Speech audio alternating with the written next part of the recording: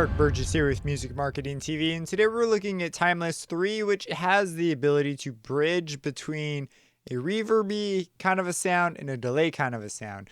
So we're going to start with a sound like this.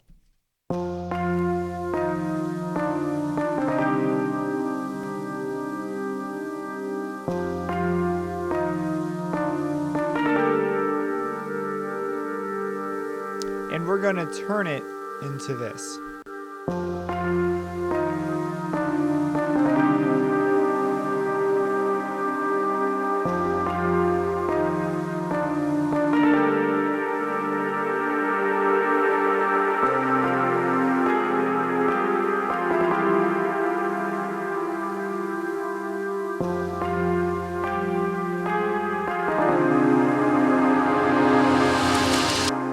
And then we transition. It's in the context of the entire track.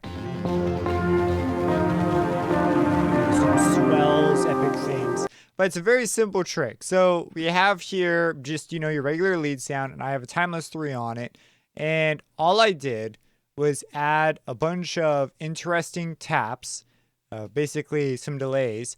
And when you have this many taps available to you, you can get really close to a reverb sound, especially if we decided to push the diffusion up, which I didn't even use the effects here.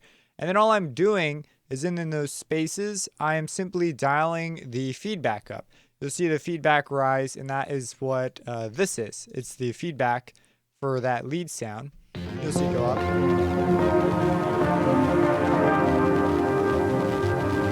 Taps grow, and fade away. And suddenly you have this. So typically I've attempted to do this with a reverb. You get different effects when you use different processes to do this. But this is like becoming one of my favorites extremely quickly to get this sort of an effect out of a sound, because it's so fast. So all we would do, let's just disable this one, load up another Timeless 3. And now in Timeless 3, we're going to go over to the taps area. Whoops, we're going to push it a little down. We're going to do random. It adds just a bunch of just taps all over the place. And you can mess with the delay and sort of get them where you want them. But I find that, you can just do random, start it right off the bat. And now we've already got something with the feedback down. You see the end goes away. And as we dial the feedback up, they pop up.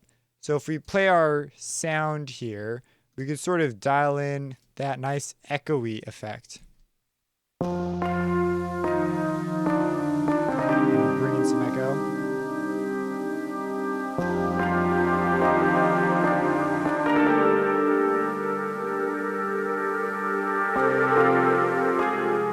And then all you would do is simply automate this, and away you go. And despite its simplicity and how fast it is to set up, I find it super musical and intuitive. And we could easily stack this with some effects and some pitch bending to get a little bit more creative an effect. I think the pitch shifting would be really cool on vocals, possibly with some drive.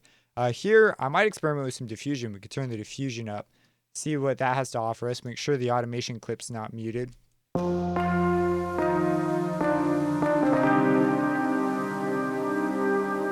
So that's with a high diffusion.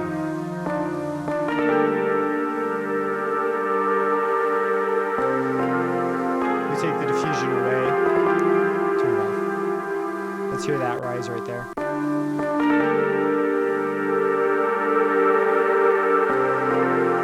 Now on that same one, let's go ahead and bring the pitch shift down. It could be kind of cool. Let's go down a whole octave. And we'll bring the diffusion up and the drive up some. So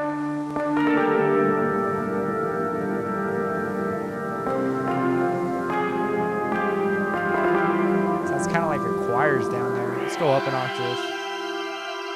That's really nice.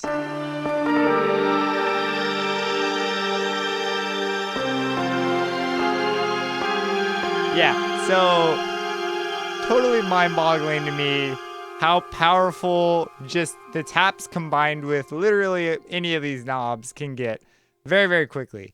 So on its simplest level, it's just dialing the feedback up and down with the taps randomized. But as you can see, you can also get some really unique and cool effects. And it's all just controlled by just automating that feedback. If you have any questions about this, feel free to let me know. Subscribe and hit that bell icon for future videos, and have a blessed day.